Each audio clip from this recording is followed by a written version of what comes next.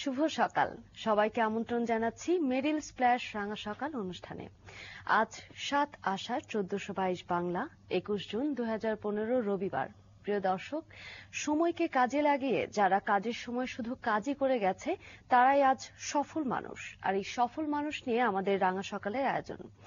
আজও ব্যতিক্রম নয়, প্রতিদিনের মতোই ২ ঘন্টা জুড়ে থাকবেন দুজন অতিথি যাদের সাথে কথা বলবো আমরা দুজন। আমি জিয়ন এবং আমি রুম্মান। দর্শক শুভ সকাল। জিয়ন তোমাকেও শুভ সকাল। অনেক সুন্দর কথা বললে। সময়কে কাজে লাগিয়ে যারা কাজ করে গেছেন সমাজের জন্য, দেশের জন্য, তারাই আজ সফল মানুষ। এবং প্রতিদিনের মতো আমাদের রাঙা সকালও সেই সব সফল মানুষরা আমাদের মাঝখানে এসেছেন। আজকে ২ ঘন্টাতেও এসেছেন। আমরা আমাদের সেই সফল মানুষদের কাছ থেকে তাদের জীবনের গল্প শুনবো, রাঙিয়ে নেব আমাদের জীবনকে। আজকে প্রথম ঘন্টা আমরা আমন্ত্রণ জানিয়েছি গবেষক এবং দ্রিকের প্রধান নির্বাহী কর্মকর্তা সাইফুল ইসলামকে। আমরা অতিথির সাথে তো কথা বলবোই, তবে ফাঁকে ফাঁকে মাছরাঙা সংবাদও জেনে নেব। চলুন দর্শক, আর কথা না বাড়িয়ে আজকের অতিথিকে স্বাগত জানাই। শুভ সকাল। শুভ সকাল। কেমন আছেন? ভালো আছি, অনেক ধন্যবাদ এই আমন্ত্রণের জন্য। আমরা আপনার কাজ সম্পর্কে তো অবশ্যই শুনবো, যে কারণে আপনি এই আসনে বসেছেন। সফল মানুষরা এই আসলে বসেন। আপনার সফলতার গল্প শুনবো, আপনার কাজের কথা শুনবো। তবে একজন সফল মানুষের কিন্তু সবকিছুই শুরু হয় ছোটবেলা দিয়ে। ছোটবেলায় তার পরিবেশ, চারপাশ, পরিবার, বন্ধু বান্ধব, পড়াশোনা সবকিছু দিয়ে। ছোটবেলা কেমন ছিল? আমাদের ছোটবেলাটা হয়েছিল পাকিস্তানে, সেখানে আমাদের জন্ম সেই সময় আর কি। বড় হয়েছি সেখানে, কিন্তু কয়েক বছর পর পরই বাংলাদেশে আসতাম, যার জন্য পড়ালেখা বাংলাদেশে হলো, পাকিস্তানে হলো। ২-৩ বছর পাকিস্তান থাকতাম, আবার ২-৩ বছর এই বাংলাদেশে পড়ালেখা করতাম। আমার মনে হয় যে পড়ালেখা আর খেলাধুলা এই দুইটার ভিতরেই সবচেয়ে বেশি সময় আমাদের কাটলো। তার মাঝে দিয়ে যেসব কথাগুলি মনে পড়ে, যে বেশ কয়েক সময় মনে হয় কিছু অসুবিধার ভিতরে পড়ে দিলাম, কারণ অনেক চঞ্চল ছিলাম। কিছুটা বলতে গেলে দুষ্টও ছিলাম। কি ধরনের দুষ্টুমি করতেন? এগুলি এখন জানি না সবার সামনে বলা উচিত কিনা, কারণ তাতে হয়তো আরো উৎসাহ পেতে পারে কেউ কেউ। কিন্তু আমার যেটা সবচেয়ে ভালো লাগতো সেটা হচ্ছে যে কারো কোনো একটা বুদ্ধি নিয়ে সেটা নিজে করা। যেরকম আমি ছোটবেলায় পড়লাম যে সাবমেরিন পানির নিচে চলে। তা আমি তখন ভাবলাম, আমার বয়স আমার মনে হয় যে ৮ বছর ছিল, আমি ভাবলাম যে এই সাবমেরিন আমিও বানাবো। তো আমি এরকম একটা জোগাড় করে তারপরে সেটাতে ব্যাটারি লাগিয়ে সেটা তারপরে পানির নিচে নামালাম। দেখলাম যে এটা তো ঠিক মতো চলছে না, তো এটাতে একটু ব্যাটারিটা আর একটু চার্জ দিতে হবে। সেটা করতে গিয়ে বাসার পুরো বিদ্যুৎ উড়ে গেল। তারপরে আমার সেই সময় আম্মা ডাকলেন, লোকজন তারা ঠিক করলেন। সপ্তাহখানিক পরে এইবার যখন উড়ালাম, তো পুরো পাড়াটা উড়িয়ে দিলাম। তো তখন আমার আম্মা আমাকে বললেন যে আমি আর মিস্ত্রি ডাকবো না, তুমি ডাকো। তো আমি মিস্ত্রিকে নিজেই বললাম যে দেখেন আসেন। তো মিস্ত্রি আমাকে বলল, আবার উড়িয়ে দিয়েছো? মানে ও বুঝেছে যে আমি এটা করছি। তো তারপরে আমার আর কি ওইদিকে যাওয়া হয়নি। আপনার বিজ্ঞানী হবার সম্ভাবনা শেষ হয়ে গেছে। বিজ্ঞানী হিসাবে আমি যেটা মনে করি যে প্রশ্ন করাটা, জিনিস নিজে থেকে বানানো, নিজে থেকে দেখার ইচ্ছাটা আমার সবসময় ছিল। আমি যে কিছু বড় কিছু করতে পারবো সেটা না, কিন্তু আমার সবসময় মনে ছিল, ইচ্ছাটা ছিল যে এটা কিভাবে হয়, এটাকে আর কি করা যেতে পারে। এইভাবে আমি একটা পর একটা জিনিস বানাতে থাকলাম সবসময়। এবং নিজে থেকে এই প্লেন, রেডিও, আপনার তারপরে এদিকে আবার লাইব্রেরি, এদিকে আবার রং কিভাবে বানানো হয়, কিভাবে আমি দ্রুত লিখতে পারি, শর্ট হ্যান্ডটা শিখলাম। হ্যাঁ, যেন ক্লাসের ভিতরে অল্প সময় নিয়ে আবার বাইরে গিয়ে আমার খুব মজা লাগতো। সেটা কি স্কুল বয়সে নাকি? এটা স্কুল বয়সে, এটা স্কুল বয়সে। আর আমি নিজেকে মনে করি ওই জ্যাক অফ অল ট্রেডস যে বলে, ওই ধরনের, যে এইটা আমার মজা লাগতো। সেই হিসাবে আমি বলবো যে বাকি আমার পরিবারের ভাই এবং বোন আরো অনেক ঠান্ডা মেজাজের ছিলেন আর কি। আপনি যেটা বললেন jack of all trades, but আপনি মাস্টার অফ নান নন। কারণ আপনি অনেক কাজে আপনি খ্যাত এবং আপনি সমাজের বিশেষ ক্ষেত্রে বিশেষ ভূমিকা রেখেছেন। কি ভূমিকা রেখেছেন সেটি আমরা একটু দর্শকদের জানাতে চাই। জিয়ন জানাবেন।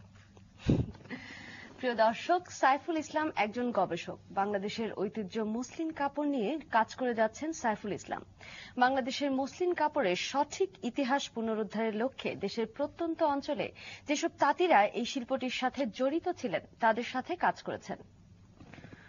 মসলিন নিয়ে গবেষণা করতে তিনি দেশের পাশাপাশি ভারতের কলকাতা, দিল্লি, মুর্শিদাবাদ প্রভৃতি এলাকায় ঘুরে বেড়িয়েছেন। এছাড়াও ব্রিটিশ মিউজিয়াম সহ যুক্তরাজ্য, যুক্তরাষ্ট্র, ফ্রান্স, সুইজারল্যান্ডের বিভিন্ন জাদুঘর, লাইব্রেরিতে অনুসন্ধান চালিয়েছেন। পেশাগত জীবনে সাইফুল ইসলাম ড্রিকের প্রধান নির্বাহী কর্মকর্তা হিসেবে দায়িত্ব পালন করছেন। বর্তমান কর্মক্ষেত্রেও বিলুপ্তপ্রায় মসলিন কাপড়ের ব্যবহার, প্রচার ও প্রসারের লক্ষ্যে কাজ করে যাচ্ছেন। আবারও চলে যাচ্ছি আমাদের আজকের অতিথির কাছে। স্যার, আমরা তো আপনার ইচ্ছের অনেক কাহিনী শুনছিলাম, গল্প শুনছিলাম, ভালোই লাগছিল। তো ছোটবেলার এমন কোন স্মৃতি কি আছে, যেহেতু আপনি বাংলাদেশে কাটিয়েছেন, পাকিস্তানেও কাটিয়েছেন, দুই দেশের ভেতরে এমন কোন মজার স্মৃতি আছে যা আপনাকে এখন আন্দোলিত করে? হ্যাঁ, অনেক সময় মনে হয় আমার কাছে যে আমি এক দেশ থেকে আরেক দেশে আসলে বাংলাদেশের আমার সবচেয়ে বেশি সুন্দর লাগতো যে এখানে আসলে তাহলে এটা যে নদীগুলো দেখা যেত, এই নদীগুলি, আমরা তখন চিটাগাং শহরে থাকতাম এবং খুব কর্ণফুলী নদীর কাছে থাকতাম, এবং আমার কাছে এত ভিন্ন লাগতো এবং এত সুন্দর লাগতো যে পাকিস্তানে যেরকম আমার কাছে মনে হতো যে ওই নদী, ওই আবহাওয়া নেই, কিন্তু এখানে এটা আছে। আর এখানকার মানুষ তখনই আমার কাছে মনে হচ্ছিল যে তাদের হাতের ভিতরে একটা দক্ষতা আছে, তারা যেভাবে আঁকে, যেভাবে গান গায়, এই জিনিসগুলো আমার খুব সুন্দর লাগতো। তো কিছুটা আমার আম্মা, উনি আঁকতে খুব ভালো বাসেন এবং খুব ভালো আঁকেনও, উনি এখনো আঁকেন, এবং উনি কয়েকটা শো করেছেন ছোটখাটো এরকম। তো ওনার কাছ থেকে ওই আঁকার যে একটা দক্ষতা বলবো না, কিন্তু এখনো আমি আঁকতে পারবো, হ্যাঁ, ওই জিনিসটা আমার ভিতরে ছিল। আপনি আঁকাআঁকিতে দক্ষ হয়ে গিয়েছিলেন এবং খুব ভালো আঁকতেন, তারপর আঁকাআঁকিতে পড়াশোনা করেননি কেন, সেটি আমরা অবশ্যই শুনবো, তবে একটি বিরতির পর। নিশ্চয়ই। দর্শক, একটি বিরতি নেবার সময় হয়েছে, আমাদের সঙ্গেই থাকুন।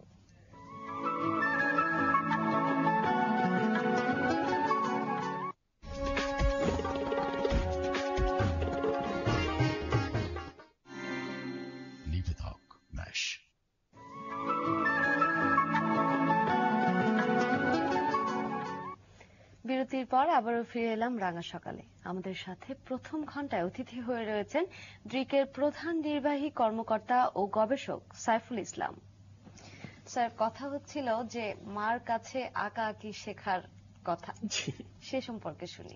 আমার যেটা প্রশ্ন ছিল বিরতির আগে, আঁকাআঁকিতে এত দক্ষ ছিলেন আপনি, তারপর পড়াশোনা করেননি কেন এই বিষয়ে?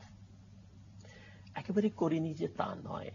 আসলে যেটা হয়েছিল যে আমি কলেজ শেষ করে তারপরে বাংলাদেশে এখানে স্থাপত্যি হওয়ার জন্য ডিপার্টমেন্টে জয়েন করেছিলাম। এখানে স্থপতি হওয়ার জন্য? জি, স্থপতি হওয়ার জন্য আমি ভেবেছিলাম যে আর্কিটেক্ট আমি এটা পড়বো। তবে একটা জিনিস যেটা আমার মনে হয়েছিল যে আমার দুদিকেই মানে একটু ইচ্ছা ছিল। একদিকে যে আমি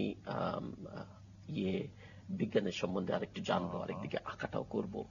তো ওইটা আমি করার পরে, কিছুদিন করার পরে আমার কাছে মনে হলো যে ওইটার যে গতিটা একটু আমার জন্য একটু আস্তে, মানে একটা জিনিস চিন্তা করে তারপরে এটা করার পরে তারপরে আপনার অনেক সময় হয় যে আরেকজনকে দেখায়, সেটা পরামর্শ নিয়ে তারপরে এটা বানাতে বানাতে কয়েক বছর চলে যায় আর কি। আমি চাচ্ছিলাম আরেকটু তাড়াতাড়ি কিছু করি। আমি চাচ্ছিলাম যে আমি যে ধরনের নেচার আমার হচ্ছে যে আমি আরেকটু জিনিসটাকে দেখতে চাই যে করছে আরো তাড়াতাড়ি। তো আমি সেজন্য ভাবলাম যে না, আমি সেটা করতে চাই, তো তাহলে আমি বসে বসে আঁকার যে ধৈর্যটা লাগে এবং সেটাকে তারপরে নির্মাণ করতে, সেটাকে আবার আমার সামনে দেখতে, এই যে 8-10 বছর চলে যেতে পারে খুব বেশি হলে, আবার 2-3 বছর লাগতে পারে, এটা আমার জন্য মনে হয়েছিল যে একটু এটা পেশা না, এটা হয়তো আমার একটা শুধু একটা মানে অভ্যাস হিসাবে থাকবে, সেই হিসাবে রাখবো। তো যার জন্য আমি হয়তো কোথাও গেলে আমি আঁকি, ট্রেনে বসে প্লেনে বসে আঁকি, আমি এমনি বাসায় কিছুটা করি। সময় যে অত পাই তা নয়, হ্যাঁ, এবং অত যে ভালো তা নয়, কিন্তু আমার এই ইচ্ছাটা হয়। অনেক সময় আমি মিটিং এর ভিতরে এঁকে দেখাই যে এই জিনিসটা এইভাবে হওয়া উচিত, সেটা আমার হয়ে যায় আর কি। কিন্তু যেটা বললাম, এটা যে সময়টা লাগে, সেই সময়টা আমি মনে করেছিলাম যে আমার সাথে খাপ খায় না সব সময়। সময়টা আপনি দিয়েছিলেন বাংলাদেশ প্রকৌশল বিশ্ববিদ্যালয়ে, ইঞ্জিনিয়ারিং এ আপনি পড়াশোনা করেছেন। কোন ডিপার্টমেন্টে? মেকানিক্যালে। আচ্ছা আচ্ছা। তো ইঞ্জিনিয়ারিং এ পড়বার ইচ্ছাটা কবে থেকে হয়েছিল? এটাও ছোটবেলা থেকে। এই যখন থেকে আমি যে বলছিলাম বাতি ওড়ানো শুরু করলাম, তখন থেকে সাবমেরিন বানানো যখন শুরু করেছিল তখন থেকে এটাও ছিল আর কি। হ্যাঁ, তো ইঞ্জিনিয়ারিংটা পড়লাম। ইঞ্জিনিয়ারিং এর ভিতরে আমি বলবো না যে আমার কাছে মনে হলো যে ঠিক আমি সেই ইঞ্জিনিয়ার হব যে মেরামত করে। আমার কাছে মনে হলো যে সেই ধরনের ইঞ্জিনিয়ার যে কোনো একটা সমস্যার সমাধান করে। আচ্ছা, আমার কাছে সমস্যার সমাধানটা বড় জিনিস মনে হয়, যে যে কোনো সমস্যা হলে সেটাকে আমরা কিভাবে আগাতে পারি, কিভাবে এটাকে একটা এরকম কাজ করতে পারি যে সমাধানের দিকে যেতে পারি, সেটা হচ্ছে সবচেয়ে বড় দিকটা। আমার মনে পড়ে যে আমি পাশ করার পরে, অনেক আগে তো পাশ করেছিলাম, পাশ করার পরে তারপরে তো চাকরি করছি, তো অনেক বছর পরে আমাকে আবার প্রকৌশল বিশ্ববিদ্যালয় আমাকে ডাকলো যে আপনি যারা পাশ করছেন তাদেরকে কিছু কথা বলেন। আমার খেয়াল পড়ে যে আমি তাদেরকে বললাম যে দেখো, এত ধরনের যেটা তোমরা শিখছো সেগুলি সবকিছু লাগে না। তোমরা যদি শুধু সমস্যার সমাধান করতে চাও, তোমরা যদি মানুষের সাথে কথা বলতে পারো, যদি বুঝতে পারো কি চাচ্ছে, কারণ সবকিছু আমরা যদি একেবারে ফর্মুলাতে নিয়ে যাই সেটা কিন্তু সবসময় হয় না, একটা সমাজের ভিতরে সেটা হয় না। তো এই আর কি, আমার সেটাই মনে হচ্ছিল। সেজন্য আমার প্রকৌশলীটা ভালো, সমস্যার দিক থেকে আমার কাছে ভালো লেগেছিল। পড়াশোনা শেষ করবার পর তো যেটা বলছিলেন যে চাকরির ক্ষেত্রে আপনি যোগ দেন, কোথায় যোগ দিয়েছিলেন তখন? কয়েকটা কোম্পানিতে করলাম, তার ভিতরে আমি জেনারেল ইলেকট্রিকে ওখানে কয়েক বছর, তারপরে আমি একটা কেমিক্যাল কোম্পানিতে ছিলাম। আমার পিছনে সবসময় কাজ করেছিল যে আমি বিদেশে যাব। আমি সেই সময় একটা স্কলারশিপ পেয়েছিলাম, কিন্তু যাই হোক আমি সেই সময় যাইনি, কারণ আমি এখানে যে কাজ করছিলাম আমার কাছে বেশ ভালো লাগছিল। আমি একটা এমবিএ করার কথা ছিল, এবং আমাকে বলল, পরে আমি আবার ব্যাটে জয়েন করলাম, আমাকে বলল যে দেখো এখানেই তুমি এমবিএটা করতে পারো, মানে প্রতিষ্ঠানের ভিতরেই, কারণ প্রতিষ্ঠানের ভিতরে যেসব সমস্যা হবে সেগুলোই সমাধান করা যায়। এবং যার জন্য আমি অনেক বছর পরে গিয়ে তারপরে শেষমেশ এমবিএটা করলাম আর কি, তখন আর কি ইংল্যান্ড থেকে করলাম কিছু বছর পরে, কিন্তু মাঝে দিয়ে চাকরির ক্ষেত্রে আমি এটাই করলাম। যেটি আপনি বললেন যে আপনি যেসব অর্গানাইজেশনের নাম বললেন, যে যেসব অর্গানাইজেশন আপনি চাকরি করেছেন বেশিরভাগই বহুজাতিক কোম্পানি, মাল্টিন্যাশনাল কোম্পানি। অভিজ্ঞতা কেমন ছিল? অভিজ্ঞতা খুব ভালো ছিল। আমার কাছে মনে হয়েছিল যে একটা দিক হচ্ছে যে সেই সময় আমি যেটা বলছি, সেই সময় আমাদের দেশে কিন্তু বহুজাতিক কোম্পানি ভালো ছিল, এবং আরেকদিকে এতগুলো প্রতিষ্ঠান, বাংলাদেশের প্রতিষ্ঠানগুলো ওখানে তখন ছিল না। এবং আমার কাছে মনে হলো যে তাদের থেকে শিখার অনেক কিছু ছিল আমাদের কাছে। কেমনে ওরা, ধরেন আপনার একটা কোম্পানি এত দূর থেকে ওইটা চালায়, কিভাবে এটাকে অপারেট করে, কিভাবে সিস্টেমগুলো আছে, এগুলি শিখার মতো ছিল। এই দক্ষতা, এই বুদ্ধিটাকে, এই অভিজ্ঞতাটাকে যদি আমরা নিজেদের কোনো কোম্পানিতে কাজে লাগাতে পারি, তাহলে আমার কাছে মনে হচ্ছিল সবচেয়ে ভালো। এটা শিখার জায়গা, শিখে তারপরে আরেকটা জায়গায় যদি কাজে লাগানো যায়, এটা আমার কাছে মনে হলো। আমি তাদের মনে করি যে তাদের খুব ভালো একটা ভিশন থাকতো এসব কোম্পানির, যে ভিশনটা প্রতিদিন চেঞ্জ করতো না, প্রতিদিন এটা বা প্রতি মাসে ওরা এটা রদবদল করতো না।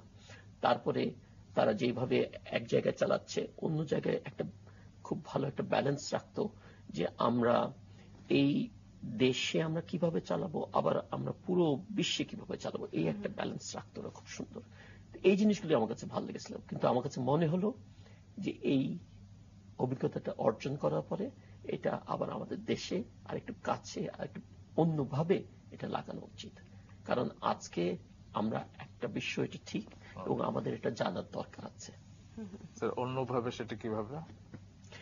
আমি মনে করি এখন যেরকম আমি একটা দেশি প্রতিষ্ঠানের সাথে আছি, এবং এখন যেটা আমি করছি সেটা বেশিরভাগ বলা যায় যে চাকরি তো নয়, এটা আমার মনের ইচ্ছা থেকেই আমি করছি। কিন্তু এর ভিতরে অনেক অভিজ্ঞতা যেগুলি আমার আগে ছিল, যে কিভাবে একটা প্ল্যান করা যেতে পারে, কিভাবে সেটার আবার ফলগুলো দেখা যেতে পারে, কিভাবে মানুষকে উৎসাহ করা যেতে পারে, এসব কাজগুলো সুন্দরভাবে করার জন্য ওই অভিজ্ঞতাগুলো এখানেও কাজে লাগতে পারে, এটাই আমি মনে করি। আপনার এই অভিজ্ঞতার কথা আমরা আরো শুনবো, কিন্তু ছোট্ট একটা বিরতির পর। ধন্যবাদ। দর্শক, নিচ্ছি বিরতি, আমাদের সাথেই থাকুন।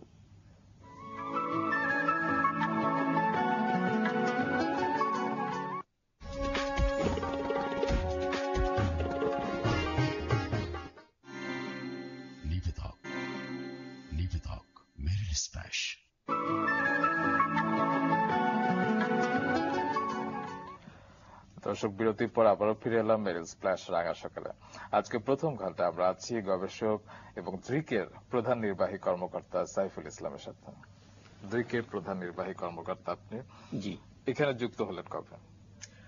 এখন 3 বছর হয়ে যাচ্ছে। আচ্ছা আচ্ছা আচ্ছা, বর্তমানে কোন কোন প্রজেক্ট নিয়ে কাজ করছেন? আমাদের কয়েকটা প্রজেক্ট আছে। একটা প্রজেক্ট আছে যেটা আমরা বিলাত থেকে করছি। সেখানে হচ্ছে যে আমরা সারা বিশ্বে কিছু আলোকচিত্র তাদেরকে বেছে নিয়েছি যাদের আর কি দক্ষতা খুব ভালো, তাদের ছবিগুলো খুব ভালো, কিন্তু ওগুলি মানুষের সবসময় দেখা হয় না। এরকম একটা শো যেটা আমরা এখন করেছি সেটা হচ্ছে সুইজারল্যান্ডে করেছি, এবং সেই শোটা এখন কয়েকটা জায়গায় আপনার যাচ্ছে। এখন রোমে গেছে, এরপরে এটা যাবে আপনার বেলজিয়ামে, তারপরে ওখান থেকে আবার যাবে এটা নিউ ইয়র্কে। তো এই শোটা এখন ঘুরে বেড়াচ্ছে আর কি বিভিন্ন জায়গায়। আমরা এটার ওপেনিং, আমরা এটা কিউরেশন, এই জিনিসগুলো করছি। সেটা একটা শো। আরেকটা আমরা এখানে করছি সেটা হচ্ছে বাংলাদেশের, এটা খুব শুরু হয়েছে মাত্র আর কি, বাংলাদেশের বিভিন্ন শিশুদেরকে নিয়ে। শিশু বলতে কিন্তু তাদের বয়স আপনার ধরেন 12 থেকে 18 পর্যন্ত সেভাবে বলে। তাদেরকে দিয়ে আমরা তাদেরকে আপনি বলতে পারেন যে সাংবাদিক করছি কিছুটা। মানে তারা নিজেরা নিজেদের মোবাইলের উপরে ভিডিও সংবাদ তুলবেন এবং সেই তুলে সেটাকে আবার এডিট করে আবার সেটা দেখানো হবে। এবং এটা একটা প্রজেক্ট, একটা এনজিওর সাথে যেটা শুরু হতে যাচ্ছে, এবং এটা প্রায় শেষের দিকে, ধরেন এটা 15 মাসের প্রজেক্ট, এটা শেষের দিকে প্রায় 200 শিশুকে নিয়ে হবে।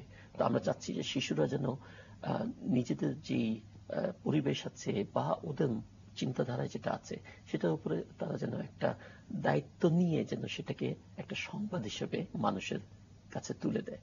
কারণ তাদের চোখে ওরা দুনিয়াটাকে যেভাবে দেখে সেটা আমাদের দেখা উচিত। আরেকটা আমাদের প্রজেক্ট আছে যেটাতে আমরা মহিলা বিষয়, আমরা চাচ্ছি যে মহিলাদের যে অভিজ্ঞতা আছে সেটার ভিতরে তো নিশ্চয়ই সমস্যা আছে বা তাদের বিভিন্ন দিক আছে যেগুলোকে আমরা গল্পের আকারে তুলে ধরবো। গল্পের আকারে তুলে ধরার কারণটা হচ্ছে যে কিছু কিছু আবার সমস্যাগুলো এতই হয়, কি বলে, নিজস্ব হয়, যে ওইটাকে আবার গল্প হিসাবে বলাটা হয়তো ভালো সংবেদনশীল। জি, সেই জন্য তো সেই ধরনের মহিলাদের সাথে আমরা এখন কাজ শুরু করেছি এবং সেগুলিকে করছি। তো এই বিভিন্ন ধরনের আছে। তার সাথে আমাদের কিন্তু এটা বলতেই হবে যে আমাদের যেটা আমি বলি বাণিজ্যিক দিক একটা আছে, যেখানে আমরা বিভিন্ন রিপোর্ট, বিভিন্ন বই প্রকাশনা এগুলো করি। স্যার, এটা বলতে একটা নতুন একটা পদ্ধতিও, যে গল্পের মাধ্যমে, মানে স্টোরি টেলিং মাধ্যমে বিষয়টা টেলিভিশনে। আসলেই এটা নতুন পদ্ধতি যে তা না, কিন্তু এটা খুব, আমার মনে হয় যে খুবই শক্তিশালী একটা পদ্ধতি। এটাকে মানুষ গল্পের আকারে কিন্তু অনেক কিছুই শুনে এবং গল্পের আকারে মানুষ মনেও রাখে। কারণ আমরা সবসময় একটা জিনিস যখন শুনতে চাই তখন এটা গল্পের আকারে হলে তাহলে ওইটা বেশি ওঠে আমাদের সামনে। এবং প্রিচি কিছু বোধহয় দর্শক কিংবা মানুষ ওভাবে নিতেও পারে না, যে বুকিশ কিছু কথা কিংবা একেবারে ঠিক। ওইটা মানে ওইটা তখন হয়ে যায় যে ওইটা একটা রিপোর্ট আকারে হয়ে যায়। তো রিপোর্ট আকারে না করে সেটার ভিতরে যদি একজন মানুষের কথাটা, যারা দর্শক, তারা যারা দেখছে, তারা যদি নিজেকে খুঁজে পায় ওইটার ভিতরে বা মনে করে যে আমার দেশটা এখানে আছে, তখন সেটা মনের ভিতরে থাকে। এবং আমরা সবাই কিন্তু জীবন বা অভিজ্ঞতা গল্পের আকারেই মনে রাখি। স্যার, এই যে দ্রিকে আপনি কাজ করছেন 3 বছর ধরে, এর পেছনে কোনো কারণ ছিল? হ্যাঁ, নিশ্চয়ই কারণ ছিল। আমি অনেক সময় বিলাতে থাকি, আবার অনেক সময় দেশেও থাকি।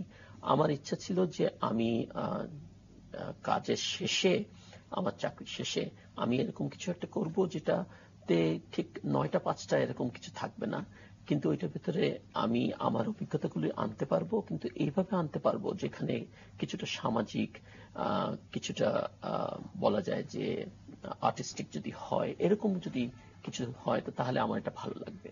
আমি মনে করি যে আমাদের দেশে অনেক প্রতিষ্ঠান এবং অনেক মানুষ আছে যারা অনেক ভালো ভালো কাজ করছে, কিন্তু অনেক সময় সেই তাদের পিছনে যেই ধরনের একটা সাপোর্ট দরকার সেটা সবসময় পেয়ে ওঠে না। সেই জন্য আমি ভাবলাম যে দ্রিকের যে কাজগুলো সেগুলি আমার অনেক বছর ধরে আমি জানি যে এটা 26 বছর ধরে চলছে, কিন্তু আমি ভাবলাম যে এটার কাজগুলো, এই ধরনের কাজ যেটার সাথে আমি যুক্ত হতে পারি, কারণ আমার ভিতরে সেই একটা ওইটা ছিল, অভিজ্ঞতা ছিল, আবার কিছুটা আমার ইচ্ছাও ছিল। হ্যাঁ, এবং আবার দেশের জন্যও আমার মনে হলো দেশ এরকম একটা জায়গায় যেখানে বিভিন্ন গল্প তুলে ধরা যেতে পারে। দেশের জন্য কাজ করবার যে আপনার একটা তাড়না, সেটি আমরা দৃকের মাধ্যমে তো জানি, পাশাপাশি একটি বড় ধরনের একটি কাজ করেছেন আপনি বাংলার যে ঐতিহ্যবাহী মুসলিম সেটিকে ফিরিয়ে আনবার জন্য কিংবা সেটি প্রচার প্রসারের জন্য আপনি বেশ অগ্রণী ভূমিকা পালন করছেন। এর পেছনে কারণ কি? মুসলিম নিয়ে কাজ করবার ভাবনা এলো কবে থেকে? মুসলিমের ঘটনা যদি বলি, এটা শুরু হলো কিন্তু খুব আগে থেকে যে তা নয়। এটা শুরু হলো আপনার 1.5 বছর আগে বলতে গেলে, যখন আমি বিলাতে ছিলাম এবং একটি অনুষ্ঠানে আমার কাছে কয়েকজন আসলেন যারা ওখানে থাকেন, বাংলাদেশি ওনারা থাকেন ওখানে, ওনারা মুসলিম নিয়ে কাজ করেছিলেন। ওনারা আজকাল যে কাপড়টা আছে সেটাকে কি করেছিলেন, আগেকালের মুসলিমের জামাগুলো দেখে আজকালের কাপড়গুলো দিয়ে সেই জামাগুলোকে আবার বানিয়েছিলেন। তো মুসলিম দিয়ে বানাননি, কিন্তু সেই আকারে বানিয়েছিলেন এবং তারা একটা শো করেছিলেন, খুব সুন্দর শো, একটা বইও করেছিলেন। তারা আমার কাছে এসে বললেন যে আপনি তো দিকে আছেন, আপনি বাংলাদেশে আছেন, আপনার এখানে একটা ইন্টারেস্টও আছে, আপনি আমাদের তরফ থেকে কিছু একটা করেন এটা নিয়ে। এখন সত্যিকার অর্থে আমি মুসলিমের সম্বন্ধে বলতে গেলে 1.5 বছর আগে অতটুকু জানতাম যেটা অনেক লোক প্রায়ই জানে, যে মুসলিম খুব সূক্ষ্ম কাপড় এবং এটা ব্রিটিশরা করার সময় এটাকে শেষ করে দিল, আঙ্গুল কেটে ফেললো, এই ধরনের আংটির ভিতর দিয়ে এই সূক্ষ্ম কাপড়টা যেত, এই ধরনের গল্পগুলো আমি জানতাম। ভেতরে থাকতে পারে মুসলিম, হ্যাঁ হ্যাঁ হ্যাঁ, দেয়াশলাইয়ের ভিতরে থাকতে পারে।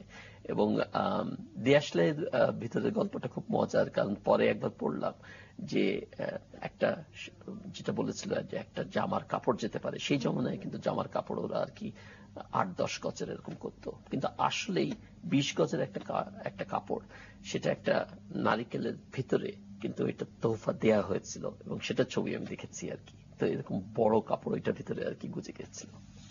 তো আমি এতটুকু জেনে আমি ভেবেছিলাম যে আচ্ছা ঠিক আছে, আমরা না হয় এটা নিয়ে করব একটা কিছু।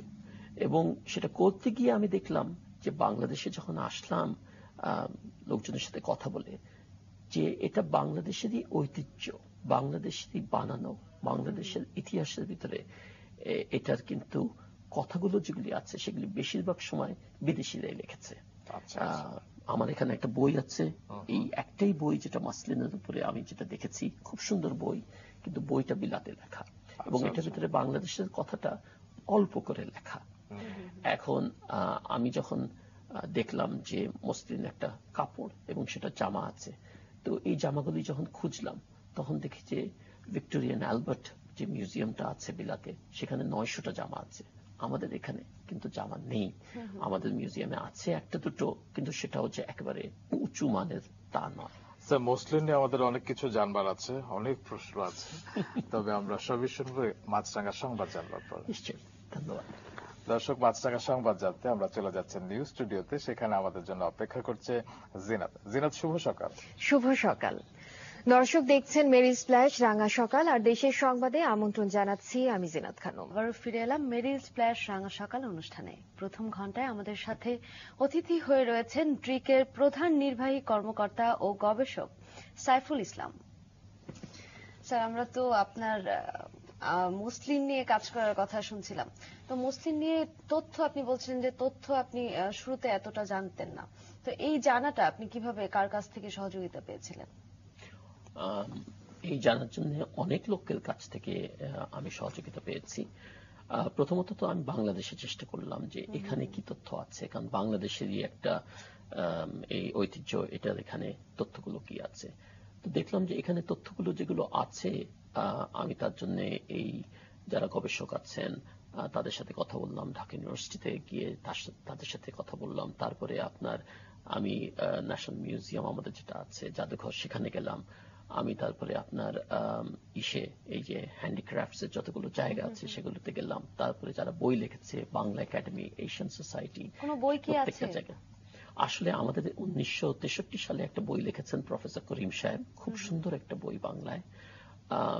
ওইটার আমি বলবো যে ওইটার ভিতরে যে তথ্যগুলো আছে খুব ভালো, তবে তথ্যগুলো ঠিক বাংলাদেশ নিয়েই আছে, এর বাইরে যে মুসলিম যে কোথায় কোথায় গেছে, কতটুকু পর্যন্ত এটা যে চর্চা ছিল, এটা চাহিদা ছিল, সেই জিনিসটা একটু কম। এবং দুঃখের বিষয় যে ওই বইটা খুঁজে পেতে আমার প্রায় মাসখানেক লেগেছে এবং তারপরে একটা ফটোকপি পেলাম। এর বাহিরে আমাদের এখানে আমি যা দেখেছি যে আরেকটা মুনতাসিম ওনারও একটা বই আছেন মুসলিমদের উপরে পরের লেখা, আর কিছু আর্টিকেল আছে, কিন্তু সাজানো গোছানো যে ছবি আকারে, যে আপনার ধরেন সব তথ্য আকারে, এই জিনিসটা আমাদের খুবই অল্প। স্যার, মুসলিমের আপনি ইতিহাস বলছিলেন এবং মুসলিম তো অনেক পুরনো একটি সংস্কৃতি কিংবা আমাদের ঐতিহ্য, তো সেসব নিয়ে আমরা একটু বিস্তারিত শুনবো, তবে তার আগে আমরা সে সময়ের কিছু ছবি দর্শকদের দেখাতে চাই। জি, আমরা সেই ছবিটি দেখতে পারি। জি, এই ছবিটিতে আসলে দেখানো হচ্ছে যে বাংলাদেশ হচ্ছে মাঝে, আপনারা ওই দুটো যে তীর আছে তার মাঝে বাংলাদেশ, সেখান থেকে মুসলিম সারা বিশ্বে কিভাবে যেত।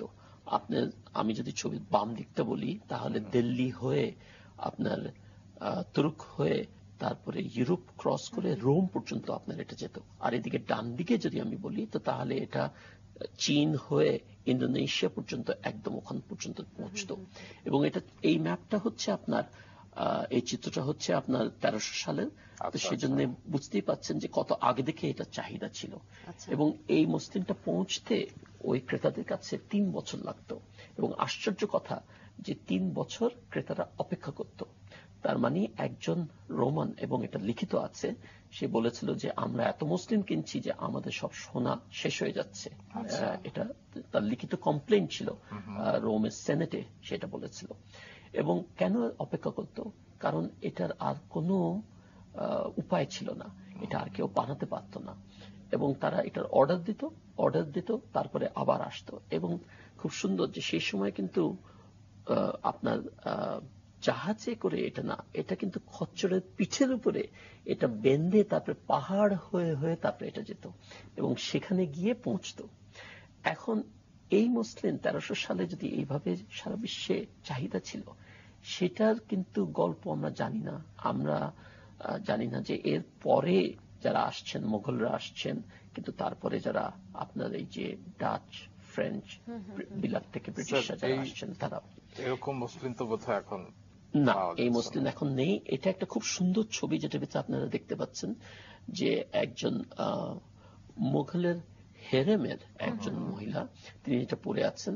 এবং এটা একজন ইটালির একজন আর্টিস্ট রেনাল্ডি, ওনার এটা আঁকা। এবং উনি সেই সময় যে রেমব্রান্টের স্টাইলে আঁকতো। উনি শুধু একজন বিলাত থেকে এসেছিলেন এবং মুঘলদের উনি প্রায় 12 বছর ছবি এঁকেছেন। এবং ওই ছবিগুলোর ভিতরে উনি সবচেয়ে বেশি মুসলিম নিয়ে ছবি এঁকেছেন, কারণ উনি বলেছেন 12 বছরের ভিতরে উনি মুসলিমই বেশিরভাগ পড়া দেখেছেন তাদের উপরে, এবং এটাকে উনি সবচেয়ে পছন্দ করেছিলেন। এবং এই ছবিগুলো আমাদের কাছে এখন নেই, এই ছবিগুলো সব চলে গেছে এখান থেকে। এই ছবি আপনি কোথা থেকে কালেক্ট করেছেন? এটা আমি সংগ্রহ করেছিলাম, একজন ইটালিয়ান রিসার্চার আছেন, ওনার কাছে এটা ছিল, এই ছবিটা ছিল, উনি তারপরে আমাকে একটা কালেকশন দিলেন এটার। তো আমি এই মুসলিম নিয়ে তারপরে এই বাংলাদেশের বাহিরে তারপরে আবার চিন্তা করলাম যে আর কোথায় তথ্য পাওয়া যেতে পারে। বিলাতে গেলাম, ওখানে যে কটা মিউজিয়াম 6-7টা আছে সেগুলিতে দেখলাম, তারপরে আরো অন্যান্য দেশে ঘোরা শুরু করলাম। মুসলিমের তো অনেক ধরন রয়েছে। জি, কত ধরনের ধরন রয়েছে মুসলিমের?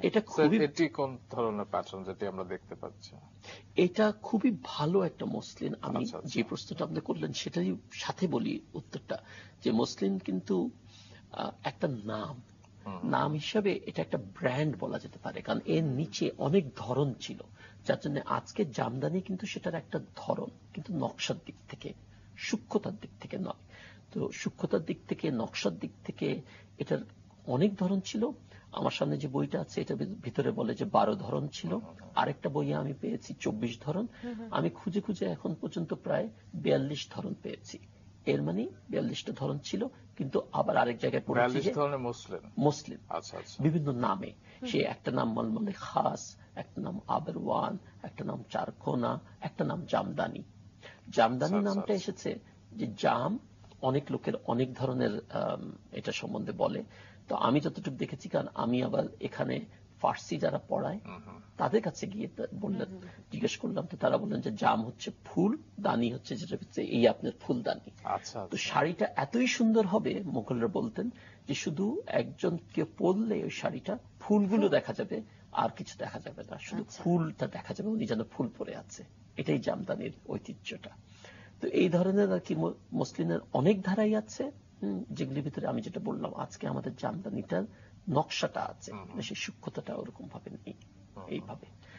আর এই মসলিন নিয়ে এত বড় ব্যবসা ছিল, ইস্ট ইন্ডিয়া কোম্পানি যেটা আমাদের এখানে রাজত্ব করেছিল ইন্ডিয়ার টাইমে, তাদের এত বড় ব্যবসা ছিল যে তাদের বেশিরভাগ লাভ এই একটা কাপড় থেকে হতো। আর বাকি লাভ যেগুলো ছিল আপনার ধরেন সোনা আর চা আর এসব সব বিক্রি করে বাকি 70% লাভ আসতো এই মসলিন থেকে শুধু তাদের। মসলিন নিয়ে এত কথা হচ্ছে, কিন্তু মসলিনের গাছ যদি আমরা দেখতে পাই তাহলে বোধহয় খুব ভালো হয়। আমরা মসলিনের গাছটা একটু দেখতে চাই। ওইটা ছবি আপনি দেখবেন এখানে এখন। এই ছবিটা হচ্ছে 1780 সালের, এবং এটা একজন বিলাতি সায়েন্টিস্ট রক্সবার্গ, উনি এটা এঁকেছিলেন। এবং উনি বলতে গেলে সেই সময় ভারতে এসে ভারতের গাছপালার সব ছবিগুলো নকশাগুলো করেছিলেন। এই গাছটি এই জন্যই যে এই গাছটি আমি বলবো একটা ভিন্ন ধরনের গাছ, কারণ এই গাছের তুলো সবচেয়ে চমৎকার ছিল, সবচেয়ে নরম ছিল, সবচেয়ে চকচকা ছিল, কিন্তু এটা সবচেয়ে কঠিন ছিল। এটা যখন বিলাতিরা চেষ্টা করেছে তখন তারা এটা দিয়ে সুতো বানাতে পারেনি, কিন্তু আমাদের এখানে, আমাদের বাংলাদেশে, আমাদের এই স্টুডিও থেকে ধরেন 60 কিলোমিটার দূরে এটা সুতোটা বানাতো। এবং এই সুতোটা বানাতো যখন, তখন এই সুতোটা বিদেশে অনেক জায়গায় গেছে, তারা বলেছে যে এটা বানানো সম্ভব নয়। এই গাছটি শুধু হতো আমাদের একটি নদী, মেঘনা নদীর তীরে, এবং এটাকে ব্রিটিশরা চেষ্টা করেছে ওই গাছটাকে অন্য নদীতেও করার জন্য, কারণ ওরা বলেছে এক জায়গায় হলে তো তাহলে তাদেরই এটা সম্পদ হয়ে গেল, আমরা অন্য জায়গায় করব। আপনার ভারতে তারা মাইসোরে করলো, মাদ্রাসে করলো, হুগলিতে করলো, গুজরাটে করলো, কিন্তু গাছ মরে গেছে। 60 বছর পরে আবার এটা বন্ধ করে গাছটা এই মেঘনার তীরেই হয়েছিল। কিন্তু দুঃখের বিষয় যে এখন প্রায় 200 বছর হয়ে গেছে এই গাছটা দেখা যাচ্ছে না। এই গাছটা যে দেখা যাবে না সেটা আমি জানি, তবে এটার একটা মানে স্পেসিমেন হিসাবে বিলাতে আছে, এবং সেটা আমি দেখার জন্য গেছিলাম।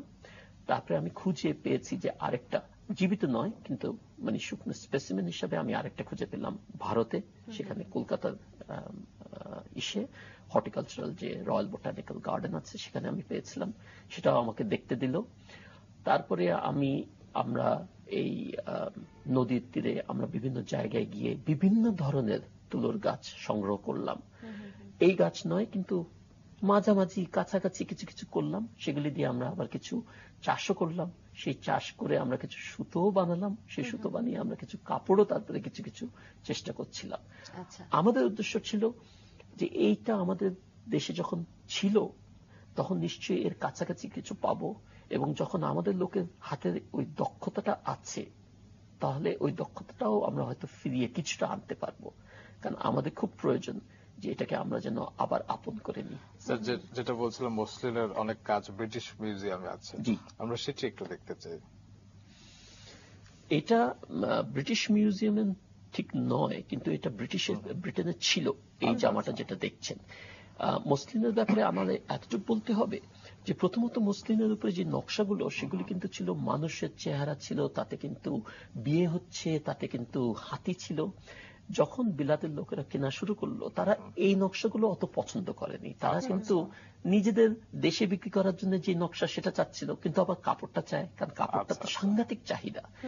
এমন চাহিদা যে শুধু একটা উদাহরণ দিই, যে একটা 10 গজের কাপড়, সেটার জন্য রাজা বাদশাহ সেই সময় জাহাঙ্গীর নিজের পকেট থেকে যে টাকাটা দিল, আজকের টাকায় সেটা 12 লাখ টাকা 10 গজের জন্য উনি নিজে দিল, যে আমার এটা ভালো লেগেছে। ব্রিটিশরা তো এর ধরনের টাকা দিত না আমাদেরকে, কিন্তু তারপরেও তারা এটাকে নিয়ে ব্যবসা করত। তারা তখন এই কাপড়টা নিয়ে তাদের ডিজাইনগুলি করত। তো এটা হচ্ছে মুসলিম, কিন্তু ডিজাইনটা হচ্ছে বিলাতি। যেটা বলছিলেন যে 3 বছরও তারা অপেক্ষা করতো এবং জি আরো আগে সেটা করতো যখন আর কি ওই নৌ বাহিনী তাদের ছিল না, নৌবাহিনী যখন হয়ে গেল তখন ব্রিটিশরা কি করলো, ওই যেভাবে অন্য দেশে যেত সেগুলি বন্ধ করে দিল এবং পুরো ব্যবসাটা তাদের হাতে নিয়ে আসলো। তারা তখন হয়ে গেল যে আমরা এটা বিক্রি করব। এটা করে তাদের যখন পুরো মুসলিম ব্যবসাটার উপরে তাদের যখন রাজত্ব চলে আসলো, এটার আমি বলি যে এটা শেষ হওয়ার শুরুটা হলো। কারণ তারা তখন দামগুলিকে কমিয়ে ফেললো, তারা তখন বিভিন্ন ধরনের আইন আনলো, যে আইনে আপনি যদি এই কাপড়টা যদি 6 মাসে না বানান বা 1 মাসে না বানান তাহলে আপনি জেল হবে। তারপরে আরো বিভিন্ন দিক ছিল। আমাদের এখানে দুর্ভিক্ষ হলো, যেটা আমি বলবো যে কিছুটা তাদের কারণে তখন মানুষ আবার চাষও কিছু ছেড়ে দিল। এই বিভিন্ন কারণ, তার সাথে তো শেষমেশ যন্ত্রপাতির ব্যাপার, যে যন্ত্রপাতি যখন চলে আসলো তারা তখন চাইলো যে তাদের যন্ত্রপাতি দিয়ে তারা কাপড় বানাবে। এটা ঠিক আগের যুগের কাপড় যেটা দেখাচ্ছিল, এবং সেই কাপড়ের ভিতরে আমরা কি করেছি, একটা আসল মসলিন সংগ্রহ করেছি এবং এটা আমরা নিয়ে আসছি যেন আমরা বাংলাদেশের লোকদেরকে দেখাতে পারি যে এই ধরনের কাপড় এখানে বানানো হতো। এবং এটাকে নিয়ে মার্কো পোলো, ইবনে বাতুতা, মানে ট্যাভার্নিয়ার আরেকজন, তারপরে মহাভারতের ভিতরে আছে। তখন অবশ্য মুসলিম বলতো না, তখন বলতো এটাকে ঢাকার তুলোর কাপড়। মুসলিম দিয়ে অনেক কিছু জানার ছিল না, জেনে নিলাম। এবং যেহেতু জেনেছি আরো কিছু প্রশ্নের উদয় হয়েছে, সেগুলো আমরা করব, তবে আরেকটি বিরতির পর। নিশ্চয়ই, ধন্যবাদ দর্শক। আরেকটি বিরতির সময় হয়েছে, আমাদের ছেড়ে কোথাও যাবেন না।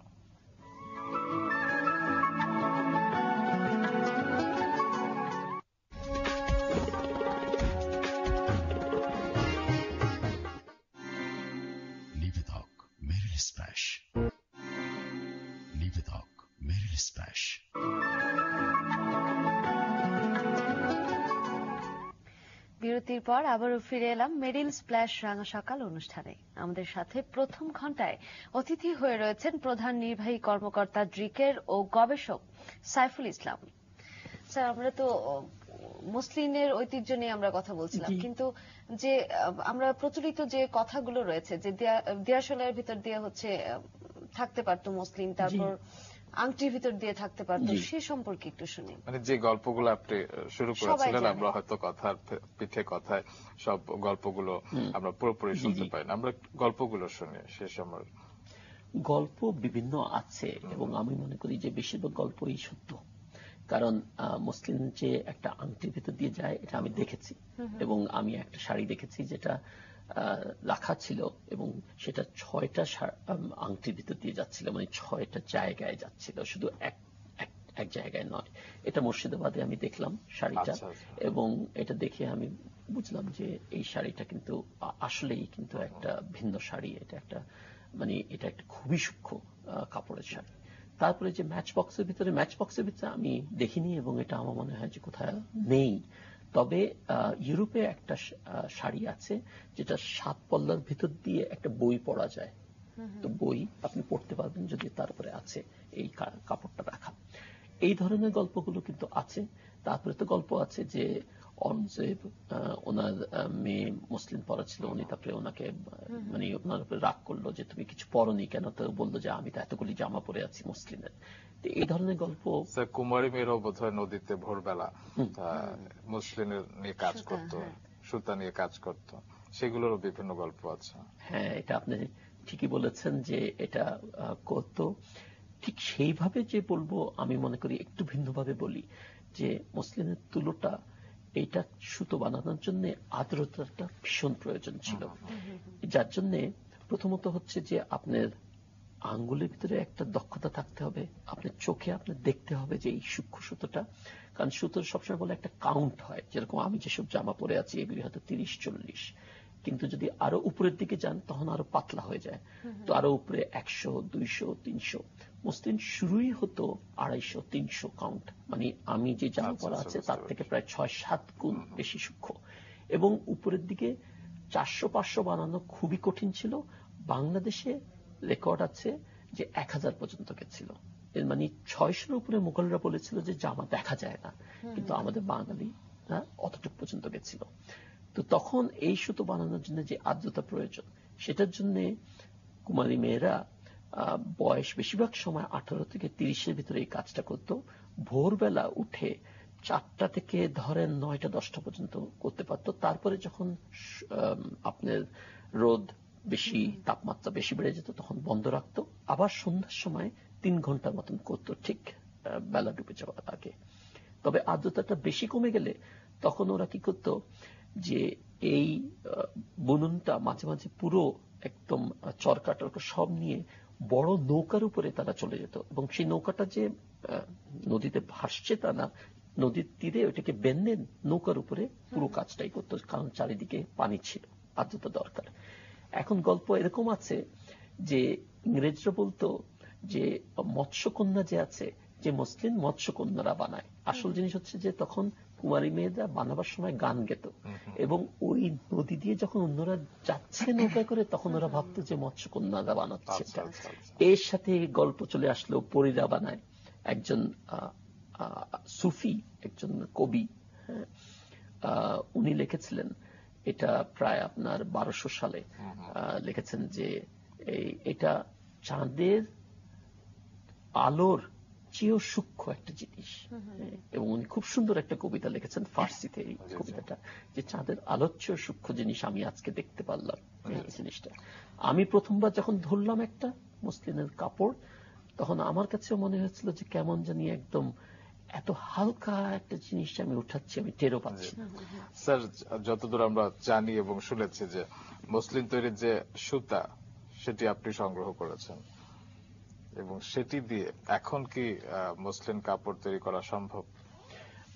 সত্যিকার অর্থে আমরা যেই সুতোটা সংগ্রহ করেছি সেটা খুবই সূক্ষ্ম, এবং সেটা আজকাল বাংলাদেশে সেটা হয় না। তবে মুসলিম তুলোর না, আরেক তুলোর, কিন্তু খুবই সূক্ষ্ম। তো আমি সবচেয়ে আগে আমরা যেটা চিন্তা করেছি যে বাংলাদেশে তো এই দক্ষতাটা আছে, জামদানি শাড়ি করে, নকশাগুলো করে, তাদেরকে দিয়ে কি মুসলিমের সেই নকশাগুলো করা যাবে, তাদেরকে দিয়ে কি সেই সূক্ষ্ম সুতা দিয়ে বুনন যাবে আবার কাপড়। তো আমি যার জন্য এই বিভিন্ন তাঁতিদের ওখানে ছিলাম, আমার সাথে আরো কয়েকজন ছিল, আমরা ওদের সাথে রাত দিন ছিলাম, তাদের সাথে কথা বললাম। অনেকে চেষ্টা করে পারলো না, কিন্তু কয়েকজন পেরেছে, এবং আজকে খুবই সূক্ষ্ম সুতো দিয়ে সেই মসলিনের ডিজাইন নিয়ে আমরা কিছু কিছু বানানো শুরু করেছি। উদ্দেশ্যটা আমাদের ছিল যে এটা দেখানোর জন্য যে আমরা শুধু যে কম দামি জামা কাপড়ের জন্য আমাদের যে একটা আমাদের যে এখন পরিচিতি হয়ে গেছে, ঠিক সেটা না। আমাদের ঐতিহ্য হচ্ছে যে আমরা খুব উঁচু আকারে কাপড় বানাতাম, সেই কাপড়, সেই তুলো, সেগুলি দিয়ে আমরা আজকেও পারবো। এবং যদি আমরা এই জায়গাটাকে খালি রাখি, তো তাহলে অন্যরা আমাদের গল্পটা বলে ফেলবে, অন্যরা বলবে যে এটা আরেক জায়গায় হয়েছে বা কিছু হয়েছে। স্যার, আমাদের হাতে সময় একদমই নেই, আমরা সংক্ষিপ্ত করে একটু শুনতে চাই যে আপনার ভবিষ্যৎ পরিকল্পনা কি, ব্যক্তিগতভাবে কিংবা দৃক নিয়ে। আপনি শুরুতেই বলেছিলেন যে গল্পটা খুব সুন্দর একটা মিডিয়াম, যেটাতে আর কি মানুষকে বোঝানো যায়। আমাদের ইচ্ছা হচ্ছে যে মুসলিমটা নিয়ে একটা গল্পের আকারে, কিন্তু সত্যি কথাটা গল্পের আকারে যেন আমরা তুলে ধরতে পারি, যার জন্য আমরা আশায় আছি যে সামনে বছরের একদম শুরুতেই আমরা এটা জাদুঘরের সাথে একটা পার্টনারশিপে আমরা এটার একটা এক্সিবিশন করব, আমরা এটা বই আকারে বের করব, একটা ছোট ছবি আকারে বের করব। এটার জন্য অনেক কাজ যেগুলি হচ্ছে, এবং তার জন্য আমরা যেই নকশাগুলো আছে, যে গল্পগুলো আছে, যেই তথ্যটা আছে, সেগুলিকে আমরা সংগ্রহ করছি। স্যার, আজকে আপনার কাছ থেকে অনেক কিছু আমরা জানতে পারলাম, অনেক কিছু দেখতে পারলাম। আপনাকে অসংখ্য ধন্যবাদ স্যার আমাদের অনুষ্ঠানে আসবার জন্য। আপনাদের দুজনকে অনেক ধন্যবাদ, এবং আপনাদের দর্শকদেরকে আমার অনেক ধন্যবাদ এই সুযোগের জন্য। দর্শক, দেখতে দেখতে আমরা পার করলাম প্রথম ঘন্টাটি। আমরা দ্বিতীয় ঘন্টায় এরকমই আরেকজন সফল মানুষকে নিয়ে ফিরবো, তবে তার আগে জেনে নেব মাছরাঙা সংবাদ, সেখান থেকে বিরতি পেরিয়ে চলে আসবো। জিনাত। ধন্যবাদ রুম্মান।